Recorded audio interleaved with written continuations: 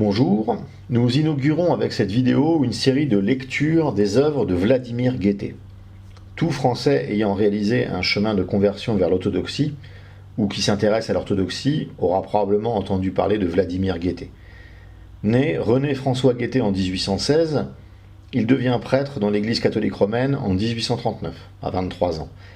Il est à l'image de ce catholicisme français du XIXe siècle, dans ce qu'il a de meilleur. Immense érudition, belle plume, grande foi. Ce XIXe siècle est justement le siècle où le siège romain, dans une trajectoire entamée depuis plusieurs siècles, va imposer une autorité juridictionnelle absolue, ceci culminant dans la séquence débutant lorsque le pape déclare son infaillibilité et se terminant lors du Concile Vatican I, qui scelle de façon rétrospective une autorité juridictionnelle absolue, guidée de façon infaillible par un patriarche de Rome, premier sans égaux. Gueté est de sensibilité gallicane, cette vision d'une Église de France qui a toujours été défendue par les rois de France, beaucoup plus autonome et indépendante. Il publie en 1851 une histoire de l'Église de France en 6 volumes. À cette époque, vous l'entendrez dans certains passages, il est catholique, et ne remet pas du tout en cause la vision romaine de la papauté. Pour un lecteur orthodoxe, il s'en fait l'indiscutable défenseur.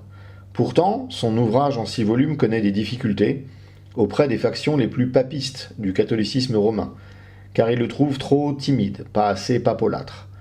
En 1852, il est finalement mis à l'index, c'est-à-dire sur une liste de livres qu'il ne faut pas lire. En 1854, alors que Rome définit le dogme de l'Immaculée Conception, Gueté, pour des raisons de curiosité, rentre de façon providentielle en contact avec des orthodoxes à Paris, afin d'avoir une position orthodoxe sur cette question de l'Immaculée Conception. Il va donc interagir pour la première fois avec des orthodoxes. Ce sont des ecclésiastiques et théologiens russes qui vivent à Paris, dans l'orbite des corps diplomatiques russes en France. En 1855, Gueté fonde un journal pour faire vivre cette sensibilité gallicane au sein du catholicisme français, l'Observateur catholique. Pourtant, la lutte de Gueté est vaine, puisqu'en 1869-70, se tient le Concile Vatican I, qui voit la disparition totale du gallicanisme en France. Gueté poursuit son cheminement. Il publie à ses frais une histoire des Jésuites, preuve qu'il a probablement identifié le groupe d'où viennent toutes les dérives catholiques depuis le grand schisme de 1054. Il critique assez vivement la mariolâtrie et la cardiolatrie romaine. En 1861, il se convertit à l'orthodoxie. Il publie en 1863 un livre important, La papauté schismatique. Travailleur inlassable, il publie en 1869 une histoire universelle de l'Église. Gueté est quelqu'un qui est venu à l'orthodoxie pour plusieurs raisons que les convertis reconnaîtront dans leur propre parcours. Le hasard, vous savez, lorsque Dieu se fait discret, les dérives successives du catholicisme romain, les oppositions qu'il a reçues relativement à ces dérives, et surtout et avant toute chose, son étude sans relâche de l'histoire de l'Église, qui à elle seule devrait rendre orthodoxe tout catholique sérieux et exigeant. À propos de son histoire de l'Église de France, il écrit dans la préface de la papauté schismatique. Nous-mêmes, nous avons été séduits par l'erreur commune qui nous avait été enseignée comme une vérité révélée et incontestable. En abordant les immenses recherches que nous avons été obligés de faire pour la composition de l'histoire de l'Église de France, nous n'avons même pas songé à examiner plusieurs questions qui ne rentraient dans notre sujet que d'une manière indirecte, et sur lesquelles nous avions accepté, les yeux fermés, certaines opinions. De là, quelques phrases trop favorables à la papauté, et quelques erreurs de détail dans notre livre. Nous profitons de l'occasion qui nous est offerte pour en avertir, afin que l'on se tienne en garde contre ces erreurs qui auront du reste leur correctif dans l'ouvrage que nous publions aujourd'hui. Rome a censuré l'histoire de l'Église de France parce qu'elle n'était pas assez favorable à ses prétentions. Nous la censurons, nous, parce que nous y avons fait trop de concessions aux préjugés romains que l'on avait donnés comme la vérité et que nous n'avions pas encore pris soin d'étudier à fond. Si jamais la Providence nous fournissait le moyen de réimprimer l'histoire de l'Église de France, nous regarderions comme un devoir de conscience de la corriger. Nous l'eussions fait à la demande de Rome, si Rome eût daigné nous convaincre d'erreur. Nous le ferons à la demande de notre conscience, qui est aujourd'hui plus éclairée. Cette réimpression n'a pas été possible du vivant de Vladimir Guettet. Mais vous savez que les prières sont toutes écoutées par le trône divin. Peut-être ces quelques vidéos où nous lirons les œuvres de Guettet sont-elles aussi une forme de réponse à la supplication de ce grand éclaireur de la foi. Alors pourquoi lire l'histoire de l'Église de France, dont l'auteur lui-même reconnaît qu'elle est imparfaite sur la question ecclésiologique? Parce que nous essaierons de le faire de la façon que Guettet le souhaitait, en mettant en perspective ces passages incorrects du point de vue de l'autorité juridictionnelle romaine. Mais surtout, l'enjeu pour nous aujourd'hui, lequel est-il? Dans le prolongement de notre appel aux catholiques traditionnalistes français, nous souhaitons parvenir à cette Église orthodoxe de France qui nous manque cruellement. La rigueur théologique nous enjoint de ne pas viser cet objectif avec les patriarcats orthodoxes officiels, tombés dans l'hérésie œcuméniste, le modernisme, le relativisme. La rigueur sociologique nous enjoint de regarder les catholiques romains traditionnalistes français comme étant le futur troupeau de cette Église. La diaspora et les descendants des différentes diasporas ne pourront être que ce que furent les Juifs au tout début de l'Église. La toute première Église était sociologiquement juive, puis la prédication apostolique a fait que les Juifs se sont retrouvés archi-minoritaires dans l'Église. Il faut que le même processus se produise en France. Mais il faut marier à ces rigueurs théologiques et sociologiques une rigueur historique. Nous ne créons pas une Église ex nihilo. Nous la bâtissons dans un pays qui fut orthodoxe pendant 1000 ans, qui est resté chrétien dans les 1000 ans suivants, même si cela n'était plus orthodoxe. Le faire sans connaître cette histoire est totalement hors de propos. Cela veut dire quelque chose du point de vue des saints. Nous ne pouvons pas, en France, commémorer exclusivement des martyrs grecs de l'oppression ottomane ou des martyrs russes de l'oppression communiste. La communion des saints implique d'honorer aussi les martyrs et les docteurs qui ont foulé notre terre française. Cette histoire a aussi des implications liturgiques, architecturales, iconographiques, musicales, etc., etc. On ne pourra rien faire comme si cela n'avait pas existé. Cette histoire doit être connue, c'est une absolue nécessité. Et il nous a semblé que le meilleur moyen de connaître cette histoire, orthodoxe, puis romaine, était de le faire grâce au colossal travail du père Guettet. Un dernier mot avant de commencer la lecture de cette histoire de notre Église en devenir, sur l'écoffe. Certains diront que ceci a déjà été entrepris et que cela a échoué. Cela s'appelle l'écoffe. L'écoffe n'a pas échoué parce qu'elle s'est intéressée à la restauration d'un rite d'un saint français. L'écoffe n'a pas échoué parce qu'elle a entrepris ce travail historique sur l'orthodoxie française du premier millénaire. L'écoffe a échoué exactement pour les mêmes raisons qui font que les patriarcats orthodoxes officiels ne sont plus crédibles. Relativisme, modernisme, gnose, infiltration maçonnique, hérésies diverses et variées. L'écoffe, c'est simplement le patriarcat de Constantinople ou le patriarcat de Moscou, en plus hérétique, mais avec le rite des Gaules et peu ou pas la divine liturgie de Saint Jean Chrysostome. L'orthodoxie ne découle pas de la liturgie. L'orthodoxie découle de la doctrine. Regarder l'écoffe de haut et être en communion avec Moscou ou Constantinople est une plaisanterie grossière quand on considère toutes les violations canoniques et théologiques dont se rendent responsables ces deux patriarcats.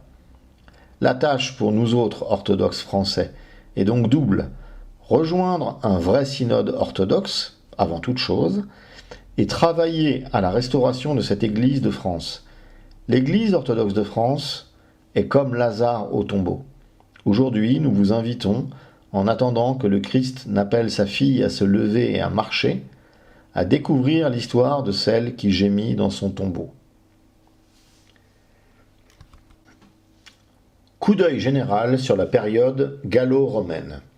Avant d'entrer dans le détail des faits importants et nombreux que nous aurons à étudier pendant la période gallo-romaine, il est nécessaire de présenter quelques considérations générales propres à les faire envisager sous leur véritable point de vue. Sans cela, le lecteur pourrait ne pas leur accorder toute l'attention qu'ils méritent et aurait de la peine à en apprécier avec une parfaite exactitude les causes et les résultats.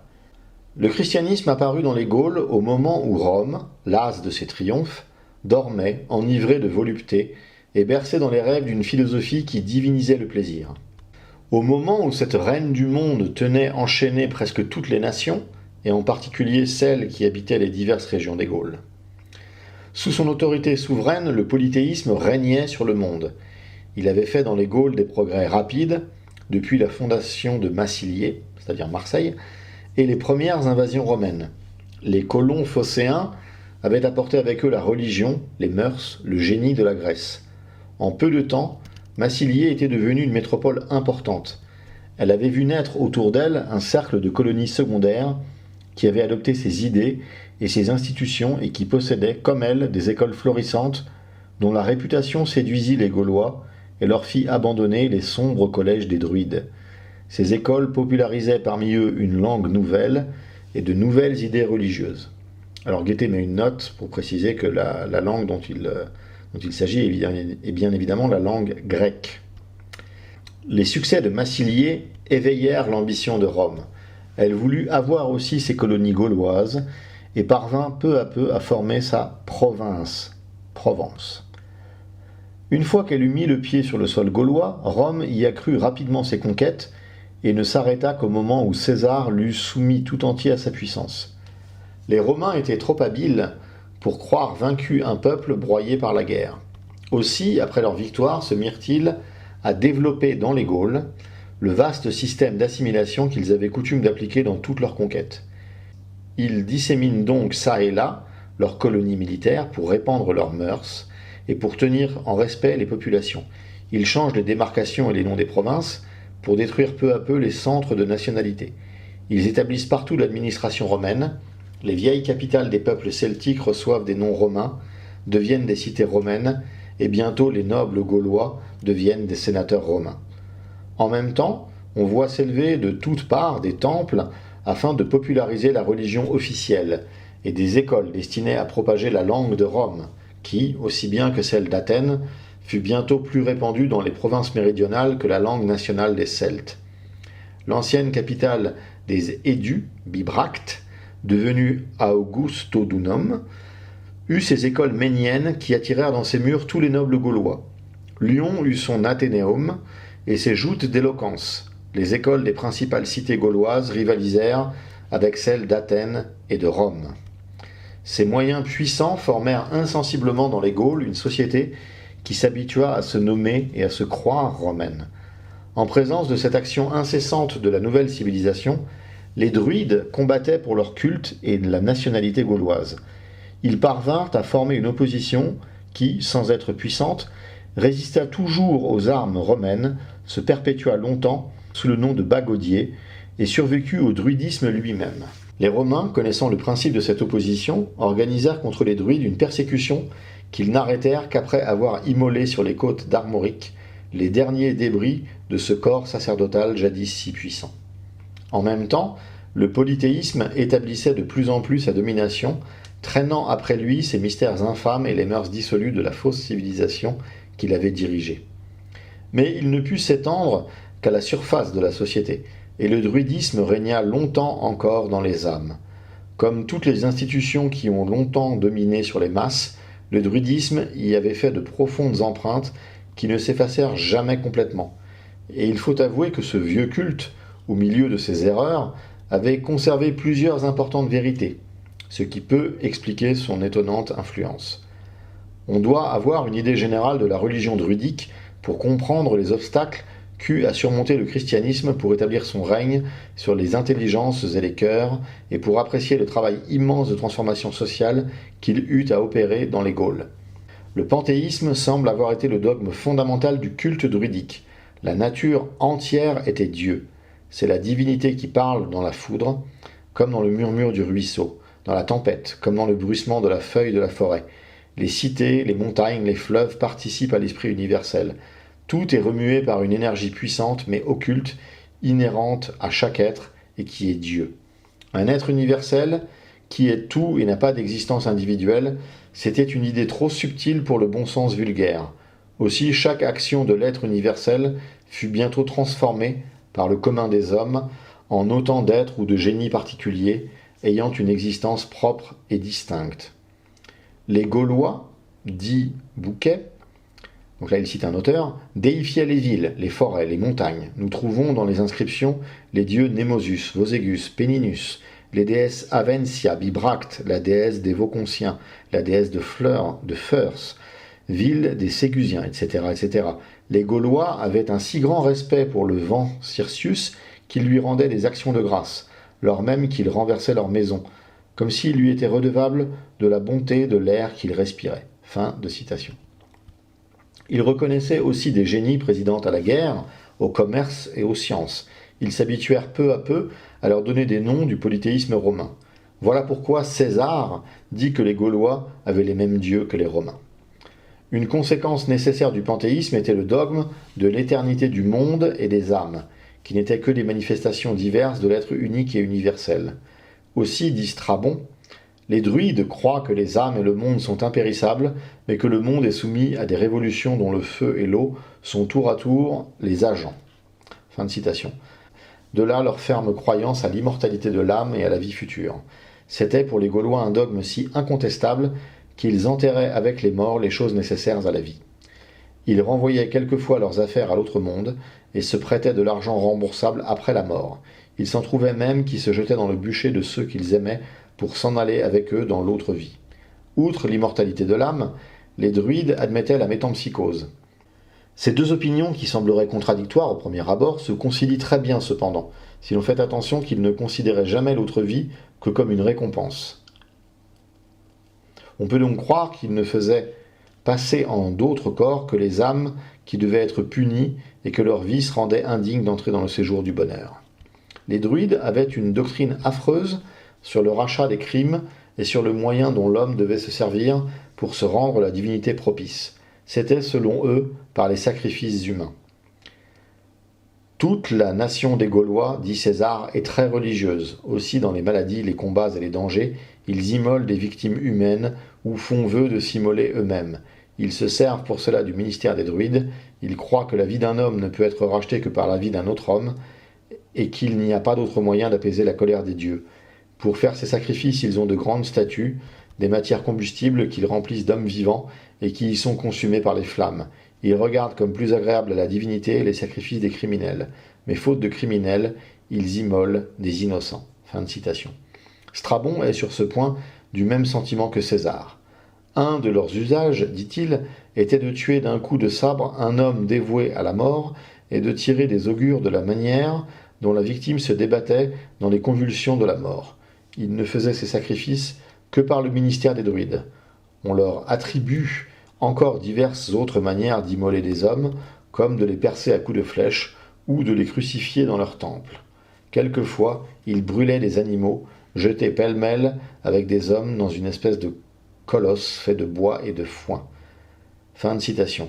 Les Gaulois, dit Pomponius Mela, sont une nation superstitieuse et parfois si cruelle qu'ils croient le meurtre d'un homme agréable à la divinité. Fin de citation. Quand on les consulte sur une affaire importante, dit Diodore de Sicile, en parlant des prêtres gaulois, ils observent un rite épouvantable. Ils frappent un homme avec une épée, au-dessous du diaphragme, et pendant que la victime tombe, ils examinent attentivement sa chute, les convulsions de ses membres, la manière dont le sang coule, et ils en présagent l'avenir. C'étaient les vates qui exécutaient ordinairement ces sanglants sacrifices. Fin de citation. Les vates étaient au deuxième rang dans l'ordre hiérarchique du sacerdoce gaulois. Au premier rang étaient les druides, proprement dit, au troisième les bardes. Les vates étaient en grande renommée pour leur habileté à prédire l'avenir au moyen des augures qu'ils tiraient des entrailles des victimes. Mais il ne leur était permis de faire aucune cérémonie religieuse sans les druides, seuls confidents de la divinité, seuls dignes de lui offrir des actions de grâce et d'en obtenir des bienfaits. Les bardes étaient des poètes agrégés à l'ordre druidique et dont les fonctions consistaient à chanter la gloire des héros et de tous ceux qui s'étaient illustrés par quelque action éclatante. Au jour du combat, ils étaient au premier rang de l'armée pour animer son courage et l'enflammer d'ardeur. Les druides, proprement dit, étaient les prêtres, les savants, les théologiens, les philosophes, les instituteurs, les juges même et les médecins des peuples galliques. Les druides, dit César, s'occupent des choses divines, font les sacrifices publics et particuliers et interprètent les rites sacrés. Un grand nombre de jeunes gens vont à eux pour être instruits et on leur rend de grands honneurs. Ils prononcent à peu près sur toutes les contestations publiques et privées. Si un crime a été commis, S'il s'élève une discussion sur les bornes des héritages, ce sont les druides qui sont arbitres et règlent les peines et les dédommagements. Après leur jugement, ils interdisent les sacrifices à ceux qui ne s'y soumettent pas. C'est pour eux une punition très grave, et sous cet interdit, ils sont classés parmi les impies et les scélérats. Tout le monde les abandonne, on évite de les rencontrer et de leur parler, comme si on craignait d'être atteint par la contagion. On leur dénie la justice quand ils la réclament et ils ne jouissent d'aucun honneur. Les druides ont un chef qui a parmi eux la suprême autorité. À sa mort, c'est le plus digne qui doit lui succéder. Si plusieurs prétendants sont égaux en mérite, on élit le chef à la pluralité des voix. Quelquefois, les armes en décident.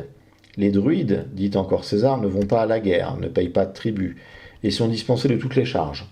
Beaucoup, dans le désir de jouir de ces privilèges, tentent à entrer dans leur corps, et un grand nombre d'enfants sont mis dans ce but par leurs parents sous leur discipline. On dit qu'ils y apprennent une grande quantité de vers, et il en est qui restent 20 ans à les apprendre. Il est défendu de les écrire, ils connaissent l'écriture cependant, et s'en servent dans leurs affaires. Fin de citation. Les druides se réunissaient tous les ans sur les confins du pays des Carnutes, et dans un lieu sacré qui passait pour le point central de toutes les Gaules. C'est là particulièrement que tous ceux qui avaient des procès venaient réclamer leurs arbitrages. C'était au pays des Carnutes qu'était le principal sanctuaire des druides, mais ils en avaient beaucoup d'autres au fond des forêts. L'enceinte en était marquée par des pierres brutes, disposées avec une certaine symétrie autour d'un autel. Quelquefois, une foule nombreuse se rendait en des lieux consacrés pour y faire des festins religieux. Ces lieux étaient désignés par de longues files de pierres levées, placées sur des lignes parallèles. On rencontre encore de ces allées en plusieurs endroits des Gaules. Quelques-unes sont couvertes et formaient sans doute ces lieux sacrés dont parle César, dans lesquels les druides entassaient les dépouilles des ennemis consacrés aux dieux. Les frontières des diverses peuplades des Gaules, des villes capitales appelées depuis cités, et des bourgs ou pagies, étaient pareillement les lieux sacrés dans le culte druidique. Sur ces frontières était un terrain neutre appelé mark, M-A-R-K, et sur lequel on élevait une borne, qui devenait l'objet d'un culte superstitieux, ou un dolmen sur lequel on immolait des victimes. Les druides habitaient dans des cavernes creusées dans les rochers et au fond des forêts.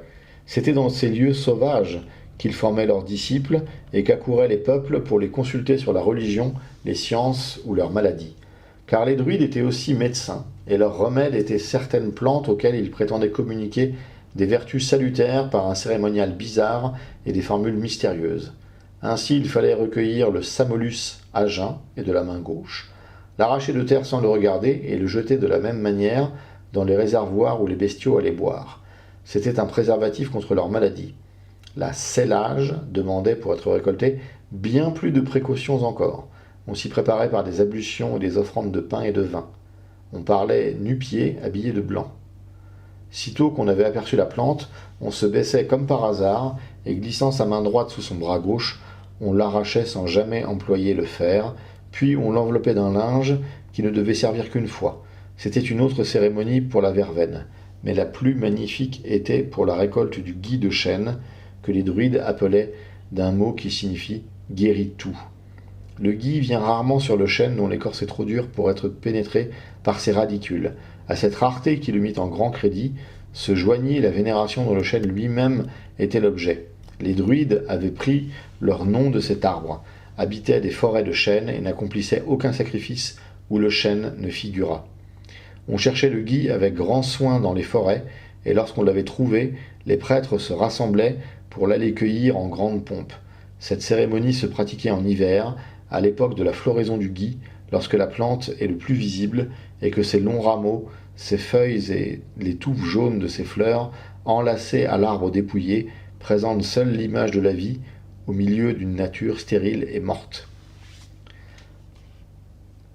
C'était le 6e jour de la lune que le gui devait être coupé, et il devait tomber non pas sous le fer, mais sous le tranchant d'une faucille d'or. Une foule immense accourait de toutes parts pour assister à la fête, et les apprêts d'un grand sacrifice et d'un grand festin étaient faits sous le chêne privilégié. À l'instant marqué, un druide en robe blanche montait sur l'arbre, la serpe d'or à la main, et tranchait la racine de la plante que d'autres druides recevaient dans une seille blanche, car il ne fallait pas qu'elle touchât la terre. Alors on immolait 2 taureaux blancs, dont les cornes étaient liées pour la première fois, et l'on priait le ciel de rendre son présent salutaire à ceux qui en avaient gratifié. Le reste de la journée se passait en réjouissance. Les druides fabriquaient aussi des talismans dont la vertu devait garantir de tous les accidents de la vie. Tels étaient les chapelets d'ambre que les guerriers portaient dans les combats et qu'on retrouve encore enfouis à côté d'eux dans leurs tombeaux. Tel était encore l'œuf symbolique, connu sous le nom d'œuf de serpent. Les druides avaient compris le penchant au merveilleux qui se trouve dans la nature même de l'homme, et c'est peut-être par ces moyens si ridicules en apparence qu'ils avaient établi plus solidement leur empire sur les masses. Une chose certaine, c'est que plus on étudie les vieilles mœurs de nos pères, plus on retrouve de débris des coutumes, des superstitions druidiques, preuve non équivoque de l'empreinte profonde qu'elles avaient faite dans le cœur des populations.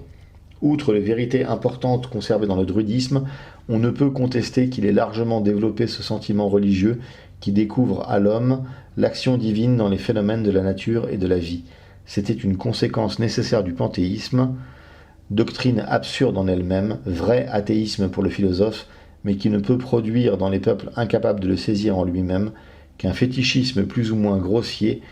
Il en était ainsi arrivé pour les populations gauloises. Aussi leur sentiment religieux se traduisait-il en superstitions ridicules.